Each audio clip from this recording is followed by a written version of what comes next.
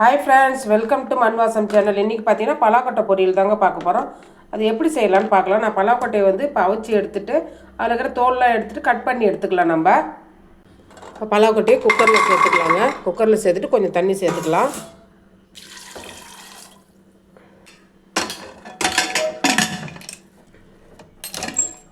அந்த பலாக்கொட்டை வெந்துடுதுங்க. இப்போ நம்ம வந்து இதை எடுத்துகிட்டு தோல் எடுத்துடலாம். தோல் எடுத்துகிட்டு நம்ம கட் பண்ணி வச்சுக்கலாங்க. இது அப்படியே இருக்கட்டும். இப்போ கேஸ் ஆன் பண்ணிவிட்டு ஒரு கடாய் வச்சுக்கங்க. எண்ணெய் சேர்த்துக்கலாம். எண்ணெய் காஞ்சதும் ஒரு 1/4 டீஸ்பூன் சோம்பு, பட்டை, கிராம்பு சேர்த்துக்கலாங்க. சோம்பு நல்லா பொரிஞ்சதும் ஒரு சின்ன வெங்காயம் பொடியாக நறுக்கி சேர்த்துக்கலாங்க.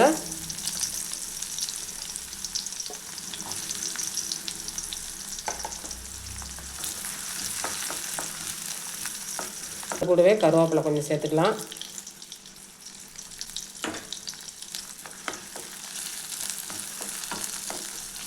இது வதங்கும் போதே இஞ்சி, பூண்டு, பச்சை மிளகா பேஸ்ட் பண்ணி சேர்த்துக்கிறேங்க. அதையும் சேர்த்துக்கலாம். இதில் ஒரு 2 டீஸ்பூன் அளவுக்கு சேர்த்துக்குங்க.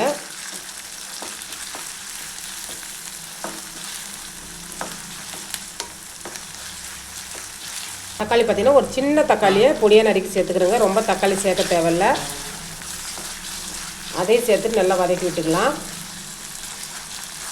அது கூடவே பார்த்திங்கன்னா பச்சை மிளகா கொஞ்சம் கட் பண்ணி நீல வாக்கில் கட் பண்ணி சேர்த்துக்கிறேங்க. முன்னாடியே நம்ம இஞ்சி பூண்டில் அரைச்சி சேர்த்துருக்குறோம். இருந்தாலும் இது பார்க்குறதுக்கு நல்லா இருக்கும். அதனால் கொஞ்சம் கட் பண்ணி சேர்த்தா நல்லாயிருக்குங்க. அதனால் கட் பண்ணி சேர்க்குறேன்.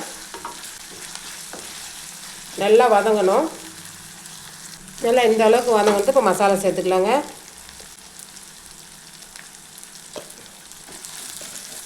மஞ்சள்தூள் 1 டீஸ்பூன் அளவுக்கு சேர்த்துக்குங்க.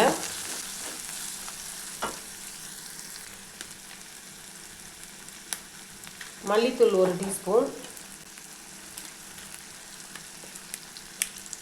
1/2 டீஸ்பூன் கார மிளகாத்தூள் சேர்த்துக்கலாங்க. முன்னாடியே நம்ம பச்சை மிளகாலாம் சேர்த்ததுனால கொஞ்சம் கம்மியாக சேர்த்துக்குங்க. அது கூடவே கரம் மசாலா ஒரு 1/4 டீஸ்பூன் சேர்த்துக்குங்க. தேவையான அளவுக்கு உப்பு சேர்த்துக்கலாங்க. அந்த மசாலாவை அந்த எண்ணெய் கூடயே சேர்த்து நல்லா வதக்கி விடுங்க. அதனுடைய பச்சை வாசனை போகிற அளவுக்கு.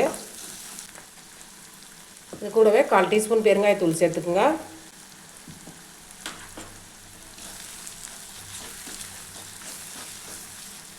இப்போ இந்த மசாலா வேகிறதுக்கு மட்டும் ஒரு 1/4 கிளாஸ் தண்ணி சேர்த்துக்குங்க. ரொம்ப சேர்க்காதீங்க.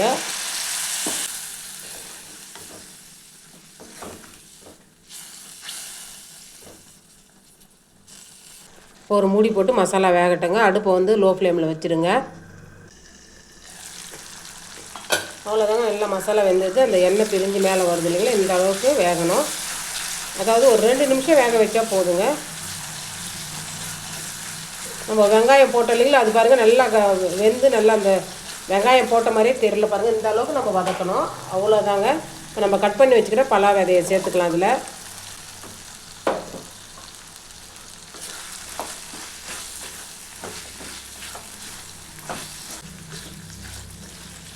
நல்லா இந்த மசாலா கூட நல்லா ஒன்று சேர கிளற விடுங்க. நம்ம பலாக்கொட்டையில் உப்பு போடாதனால கொஞ்சம் நாழி அதில் அந்த உப்பு ஊறுற வரைக்கும் வெந்தால் சரிதாங்க. ஒரு 1/4 டீஸ்பூன் அளவுக்கு மிளகுத்தூள் சேர்த்துக்குங்க. இப்போ அடுப்பு ஆஃப் பண்ணுறேங்க.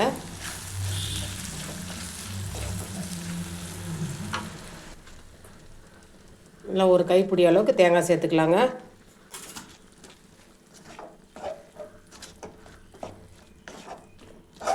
இப்போ இது வந்து பொரியல்ன்றதுனால நான் தேங்காய் சேர்த்து இது மாதிரி ட்ரையாக பண்ணி வச்சுருக்குறேங்க.